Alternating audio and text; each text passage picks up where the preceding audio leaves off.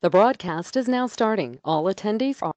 Bien le bonjour à toutes et à tous, Valentin Franc avec vous pour ce point de marché spécial crypto-monnaie. Nous sommes le lundi 13 août 2018 et ce matin, depuis plutôt vendredi, on a un rebond, un léger rebond du Bitcoin. Rien de très surprenant par rapport à l'amplitude de la baisse qu'on a depuis ses plus hauts du mois de décembre. Mais voilà, on a un Bitcoin tout de même qui surperforme les autres crypto-monnaies. On va voir ça tout de suite dans un petit instant. Avant toute chose, comme d'habitude, je vous invite à prendre connaissance du disclaimer.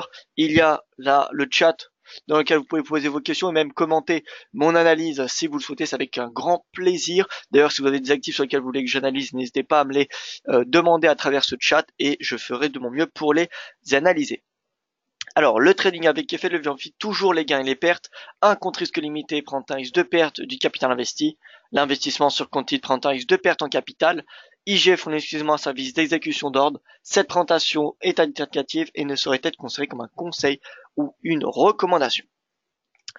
Voilà, alors on passe tout de suite à l'analyse technique. Comme d'habitude, on fait un point sur le marché des cryptos. Alors en baisse, vous voyez depuis le début de l'année.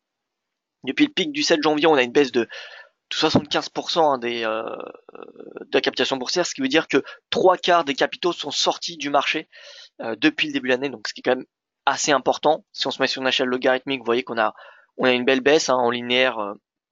Bon, forcément la baisse a été accentuée, était vraiment importante au début, et là on a une nouvelle baisse. D'ailleurs, vous voyez que c'est un nouveau plus bas, comparé au un nouveau plus bas, oui, annuel au niveau de la captation boursière. Donc voilà, baisse du marché, des capitaux qui continuent à sortir de ce marché. Forcément, c'est pas bon euh, pour euh, pour le marché des crypto-monnaies et c'est cela qui indique finalement la tendance baissière des cryptos. Le Bitcoin, on a un rebond sur les dernières 24 heures. On peut voir que voilà, on a les cryptos qui rebondissent à très court terme. Maintenant, si on se met sur du 7 jours glissant, on voit que la plupart sont en baisse. Bitcoin qui affiche une perte de 7,56%, l'Ether 21%, le XRP encore plus, 27, près d'un tiers de sa capitalisation boursière qui a baissé en une semaine. Bitcoin Cash, moins 15, EOS, moins 26, Litecoin, moins 20, IOTA, moins 38. Vous voyez que c'est assez important quand même la baisse des cryptos ces derniers temps. Alors d'un point de vue technique, on a le Bitcoin, vous voyez, avec cette oblique baissière. Alors attention, je suis bien sur un graphique logarithmique, parce que si vous vous mettez sur un graphique linéaire, vous voyez que on n'a pas tous les points qui passent par cette oblique. Donc voilà, c'est très important de se mettre en logarithmique. Sur les crypto-monnaies, étant donné que c'est très volatile. Donc forcément, il y a la baisse de 1% il y a 6 mois ne valait pas du tout la même chose qu'aujourd'hui. Il y a 6 mois, il y a 6 mois à peu près, vous voyez, une baisse, 1% du Bitcoin valait aux alentours des 100 dollars. Aujourd'hui, 1% vaut 600, vaut 60, pardon. Vaut 60. Donc c'est pas du tout le même biais psychologique qui est adopté pour 100 et 60 dollars. Donc forcément, on se met en logarithmique. On se met en logarithmique. Donc on a cette oblique baissière qui vient chercher tous les plus hauts finalement depuis la mi-janvier. On a également cette moyenne mobile à 200 jours qui semble assez intéressante. Résistance en juillet dernier, résistance en mai dernier, pardon. Donc voilà. Là on a une forte zone de résistance. On voit qu'on a un très léger rebond depuis vendredi, depuis les plus bas de l'année qui étaient aux alentours des 5008, vous voyez, si on arrondit un petit peu le trait, c'est les 6000 dollars le support. Donc voilà, petit rebond à 6000 dollars. Est-ce que c'est un point d'entrée pour passer à l'achat? Je ne pense pas. Honnêtement, je pense pas que le rebond va être très important, bien qu'on ait, vous voyez, une belle divergence haussière. À la rigueur, le rebond, s'il se fait, c'est jusqu'à 7750 dollars. Maintenant, est-ce qu'il se fera au-dessus de cette oblique? Je ne pense pas. En tout cas, techniquement, tant qu'on le cours se situe sous cette oblique et sous cette moyenne mobile à 200 jours, la, la tendance, elle reste clairement baissière. Et donc, c'est dans ce sens qu'il faut se positionner. Donc, tous les rebonds, finalement, offrent des opportunités pour ouvrir des positions short sur le Bitcoin ou même sur les autres crypto-monnaies. Voilà, donc, le rebond qu'il y a en ce moment, je lui donne pas beaucoup d'intérêt. S'il y en a un jusqu'à 7750, eh bien écoutez, tant mieux. Tant mieux, ça permettra de shorter le Bitcoin à un bien meilleur prix. Pour ceux qui ne l'ont pas shorté, bien évidemment, à la fin juillet, parce que voilà, on l'avait quand même beaucoup, enfin, je l'avais quand même beaucoup suggéré au mois de juillet. On avait quand même des beaux signaux baissiers avec une divergence au graphique 4 heures. Pour ceux qui me suivent, vous le savez. Et donc voilà, si on a un retour, encore une fois, à cet oblique, eh bien ce sera le même scénario. C'est-à-dire, on attend des signaux baissiers, et dès qu'on aura des signaux baissiers, eh bien ce sera une opportunité pour shorter le Bitcoin jusqu'à déjà serrer son plus bas, donc vers les 6 000 $, et ensuite les 5 000 $. Vous savez que c'est ma target de moyen terme, c'est 5 000 $.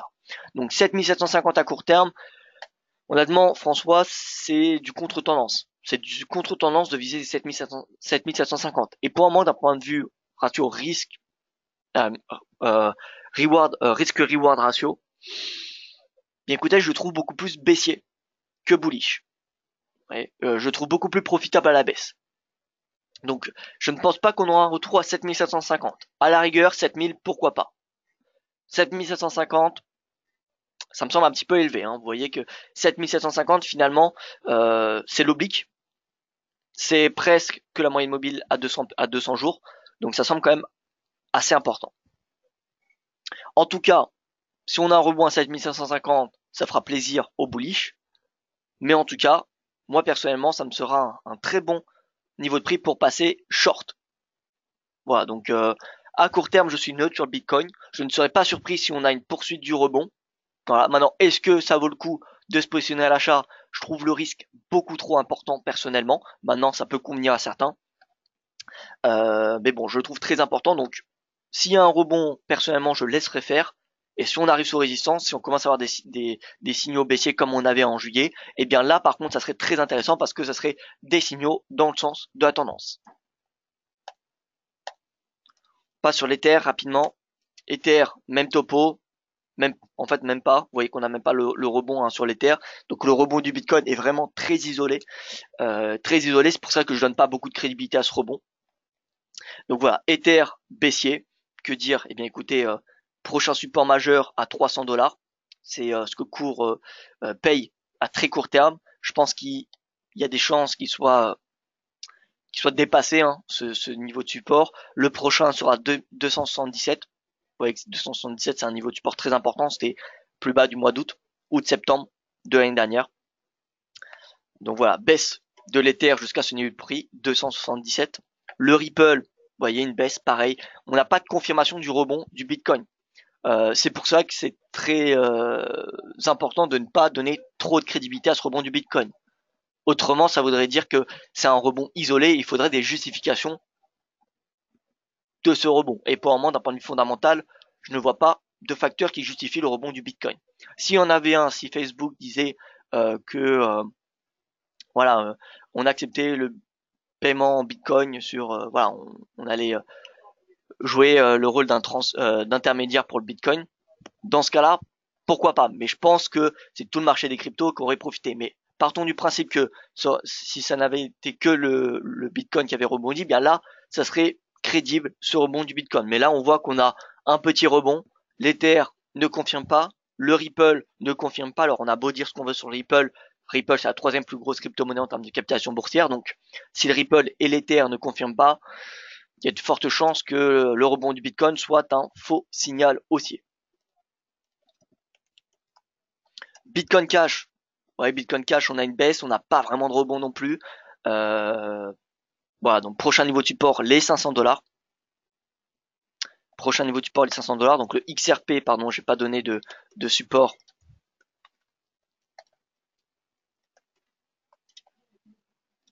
XRP, donc on est à 0,30. Alors, je vais me mettre en mensuel. Un mensuel et je vais tracer donc des niveaux de support. Donc là, on en a un. Prix de clôture. Ici aussi. Et enfin ici. Voilà, donc sur un an, vous voyez, prochain niveau de support 0,2586. Et je pense qu'il y a de fortes chances qu'on vienne chercher ce niveau de prix. 0,2586.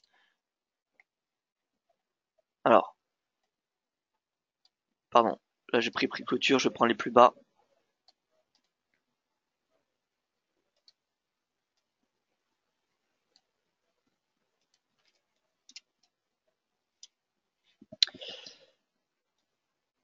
Voici. Donc,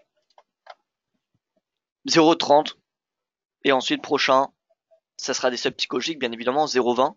0,10, 0,1290. Voilà, donc baisse hein, de XRP. Bitcoin Cash, on va faire la même chose.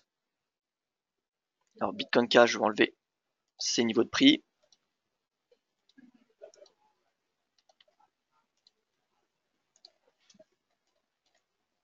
Alors, il faut savoir que les crypto-monnaies réagissent particulièrement bien aux seuils psychologiques.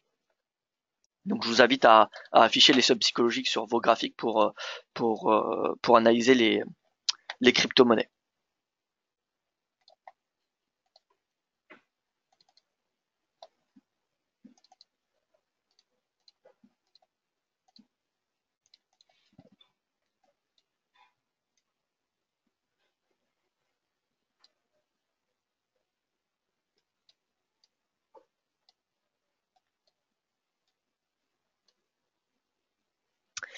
Bien écoutez, je n'ai pas plus d'historique que cela, ce qui est normal, parce que le Bitcoin Cash a été créé en août de l'année dernière. Mais donc prochain support 500, vous voyez, les 600 ont été franchis, c'était le plus bas de l'année. Donc prochain support 500, si on a le cassure de 500, on vient chercher les 280. Donc vous voyez, c'est beaucoup plus bas. À mon avis, on aura un rebond d'ici les 280. 500 pourrait être un bon catalyseur pour un rebond. Voilà.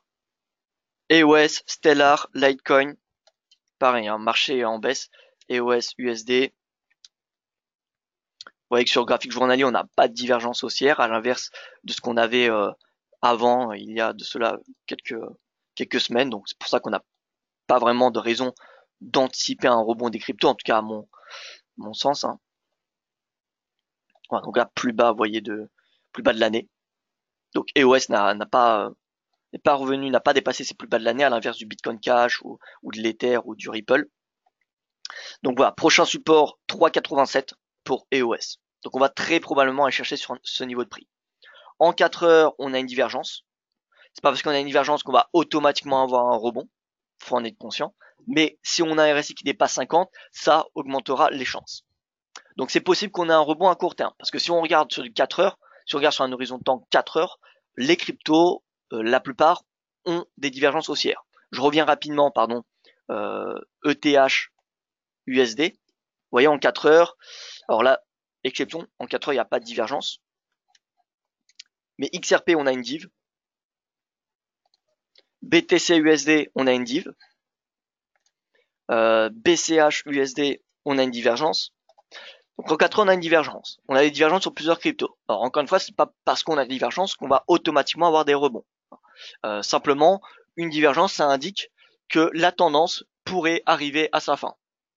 Normalement, une divergence, ça arrive en fin de tendance. Maintenant, c'est un petit peu relatif. Est-ce que ça arrive en fin de tendance de long terme, en fin de tendance de court terme, etc. Ça, c'est très relatif. Généralement, ça arrive en fin de tendance de la dernière impulsion. Là, on voit la dernière impulsion, c'était ce moment-là. Donc, on peut anticiper finalement une correction de, on va dire, 50% de cette impulsion baissière si on a le RSI qui dépasse 50 après une divergence. Donc là, vous voyez, 50, ça fait un retour à 707 dollars en estimant qu'on a fait le point bas. Qu'on a fait le point bas de court terme. Voilà, donc c'est un peu ce qu'il faut faire sur du court terme sur les cryptos. Si vous êtes sur du très court terme, on peut anticiper un rebond, mais voilà, en swing trading, il n'y a pas de raison d'anticiper un rebond majeur, un changement de tendance. Hein. C'est pas parce qu'on est un plus bas de l'année qu'on va avoir un changement de tendance. Alors je passe sur l'Ethereum classique. Ethereum classique, alors en mensuel, on voit qu'il se porte quand même mieux, hein, cet Ethereum classique. Alors de vue en tout cas.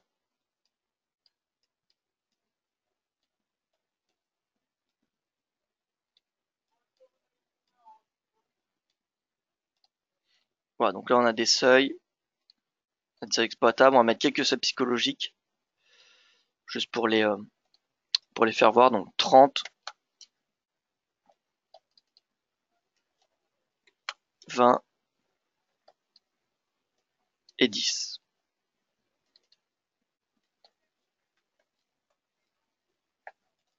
Voilà, donc vous voyez, on a un rebond. On a un beau rebond depuis le plus bas du mois d'avril. Ouais, on a eu le rebond qui a été confirmé au mois de juin. Là, on a le prix sur support à nouveau. Donc c'est possible qu'on ait un rebond hein, de l'Ethereum classique d'un point de vue technique. Par contre, faut pas, encore une fois, oublier qu'on a des sommets de plus en plus bas. Que veut dire des sommets de plus en plus bas? C'est-à-dire qu'il y a une pression vendeuse plus importante qu'une pression acheteuse. Si on avait une pression acheteuse, on aurait des creux de plus en plus haut. Or, les creux sont de plus en plus bas.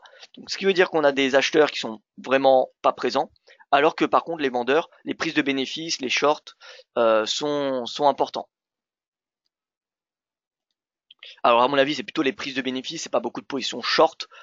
Faudrait regarder en fait les open interest sur les positions futures. Si on a une baisse, mais vous voyez là, on n'aura pas les open interest change.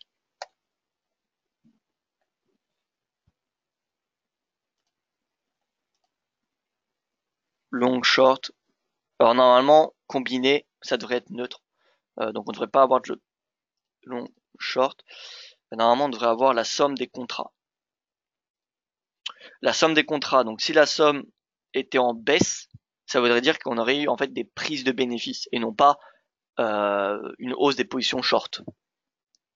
Donc à mon avis, c'est surtout des prises de bénéfices qu'on a, c'est pas vraiment des positions short, étant donné que le marché est principalement guidé par le spot et non pas par les contrats futurs, ce qui n'est pas forcément le cas pour les autres, pour d'autres marchés. Donc c'est très dommage qu'on ne peut pas avoir les open interest, le nombre de contrats sur les futures crypto-monnaies. De toute façon, sur l'Ethereum classique, il n'y a pas de contrat futur, c'est que sur le Bitcoin. Mais peu importe, l'Ethereum classique sur support, techniquement, c'est possible qu'on ait une hausse. Vous voyez qu'on a un RSI qui commence à rebondir. On a une très légère divergence haussière. Voilà, si on a un rebond, on peut, comme je vous l'ai dit, anticiper une correction de 50% de cette tendance. Donc pourquoi pas un retour vers les 16 $. Mais encore une fois, la tendance reste baissière, étant donné qu'on a des sommets de plus en plus bas. Tant qu'on aura des sommets de plus en plus bas, la pression vendeuse dominera.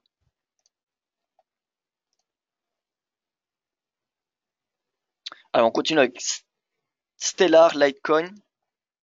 Alors XLM USD.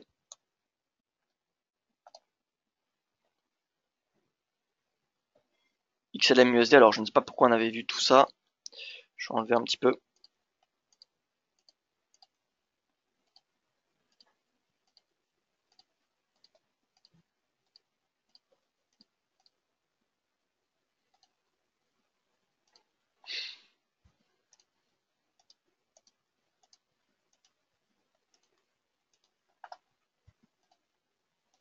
Alors je me remets sur du mensuel pour pouvoir identifier les niveaux de support de résistance.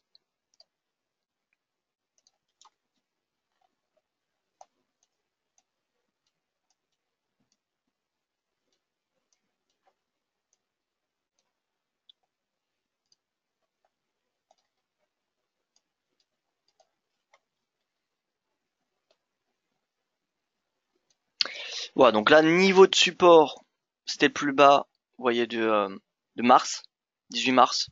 Niveau de support à 0,1547 sur le XLM. Sur le XLM USD, que dire? Bah pareil, hein, sommet de plus en plus bas, ce qui indique une tendance baissière. En 4 heures, voilà, on a un rebond du RSI, ce qui nous permet, on a un rebond, vous voyez le RSI qui est dorénavant au-dessus de 50, ce qui nous permet de prévoir un rebond de, on va dire, de 50%. C'est le seuil le plus probable d'une correction. C'est 50% de retracement de la précédente tendance, ce qui veut dire ici un retour à 0,2737 $. Mais pareil, hein, on est dans une tendance baissière, faut pas l'oublier. On a des sommets de plus en plus bas. Les creux sur le XLM, c'est une exception. Les creux se stabilisent sur le XLM alors qu'ils sont de plus en plus baissiers sur le Bitcoin ou sur les autres cryptos. Donc là, on a une exception. Mais voilà, on a tout de même des sommets de plus en plus bas, ce qui fait donc un triangle descendant. Les creux alignés, les sommets de plus en plus bas. Donc, oblique baissière, droite horizontale, on a un triangle descendant, configuration de chartiste baissière, et donc voilà. Donc on est quand même dans un momentum baissier sur le XLM, bien que le support fonctionne pour le moment. Litecoin, donc Cardano, Si vous avez des questions, n'hésitez pas à me les poser, hein. Je vais vite parce que je vois qu'il n'y a pas de questions et j'ai pas besoin enfin, je pense pas avoir besoin de répéter toute l'analyse technique pour toutes les crypto-monnaies, mais je pense que vous comprenez l'idée. On est dans un marché baissier. On est dans un marché baissier avec, voilà, pour ceux qui doutent, faut savoir que quand on a des sommets de plus en plus bas et des creux de plus en plus bas, eh bien, c'est une tendance baissière. Et c'est ce qu'on a sur la plupart des cryptos. Alors, on a quelques cryptos où on a des creux qui se stabilisent, où on a des creux qui, voilà, qui sont pas de plus en plus bas, mais on a tout de même des sommets qui, eh bien, qui sont de plus en plus bas. Donc, on a finalement une pression vendeuse de beaucoup très importante sur presque même toutes, hein, les crypto-monnaies, sur toutes les crypto-monnaies. Donc, voilà, ça suggère vraiment une baisse. Donc là, Litecoin, vous voyez, on est en baisse. Là, on est sur un support, on est à 55 $. Alors, j'ai pas regardé c'était quoi ce support. Ce support, donc c'était le plus haut, vous voyez, de 2013, hein, le plus haut de novembre 2013. Donc, on est de retour à ce niveau de prix. Donc, on va peut-être avoir un rachat de position, voilà, quelques positions acheteuses. Mais finalement, encore une fois, on a des sommets, des creux, c'est clair, hein, de plus en plus bas. Donc, tant qu'on n'a pas un changement de cette configuration, les positions short pour les plus agressifs seront à privilégier. Voilà, donc Litecoin, retour à 50. On va peut-être avoir une stabilisation à 50, comme on a eu, vous voyez, à 100. Mais voilà, encore une fois, on reste dans un marché qui est baissier, donc c'est dans ce sens qu'il faut trader. Voilà, donc je vais faire rapidement Cardano, Monero. Cardano, Monero, parce que voilà, c'est le top 10 et on a l'habitude de faire le top 10, mais bon, ça sera le même topo, hein, concrètement.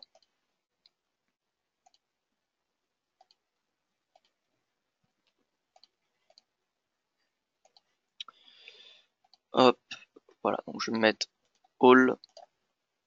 Donc on a très peu d'historique, hein, sur le Cardano.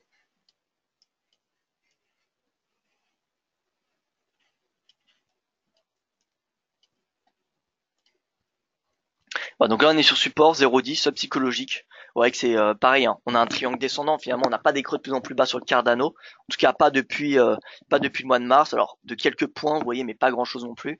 Donc on va dire qu'on a des creux stables. Par contre on a des sommets de plus en plus bas. Donc encore une fois, ça, techniquement, ça monte une pression vendeuse importante. Donc tout retour, vous voyez, hein, à une résistance, eh bien, est une opportunité pour shorter. Donc là, on avait une résistance à 0,41. Je pourrais mettre en évidence cette résistance à 0,20 parce que ce fut, vous voyez, un sommet au mois de juillet. Donc si on a un retour à 0,20, pareil, c'est une résistance qui est intéressante à shorter. Et enfin, donc Monero. Monero, donc son ticker est XMRUSD. Donc Monero, ça fait quand même pas mal de temps qu'on n'a pas discuté de cette crypto.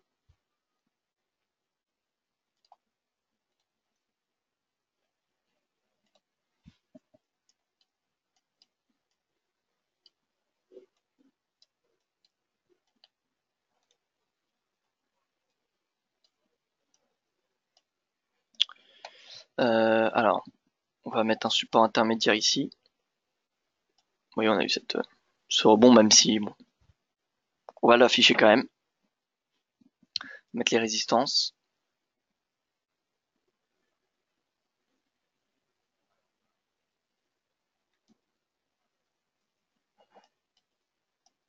Là, vous voyez, techniquement, ici, on avait le plus haut, pardon, de août 2017. Ce fut un support, vous voyez, tout au long de mars à juillet, mars à juin, mars à mai, pardon, mars à mai. Donc, on va dire fin du premier, deuxième trimestre, ce fut un support. Même ici, finalement, en février. C'est pour ça que les prix de clôture, les prix mensuels sont particulièrement importants. Donc en journalier, voyez, on a parlé de sommets de plus en plus bas, et ici on a même des creux de plus en plus bas comme le Bitcoin ou Ethereum, mais là c'est vraiment très visuellement remarquable. Et donc là le prochain support, vous voyez, c'est celui-ci, hein, on le voit clairement. Donc c'est 78, 62. On a cassé le seuil psychologique des 100 $.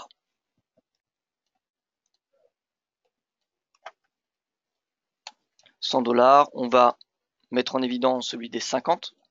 parce qu'après 100 $, c'est 50 qui sont le plus importants.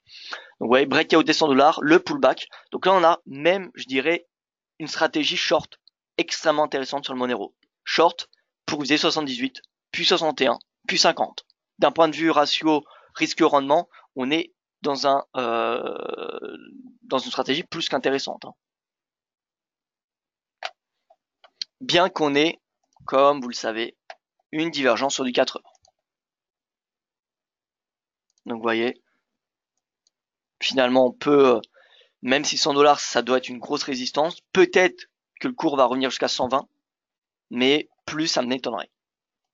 Donc à la rigueur, un prix de short, après pour ouvrir une position shorteuse à 100 ou 120, pour ceux qui veulent attraper le plus haut, eh bien voilà, ça peut être possible.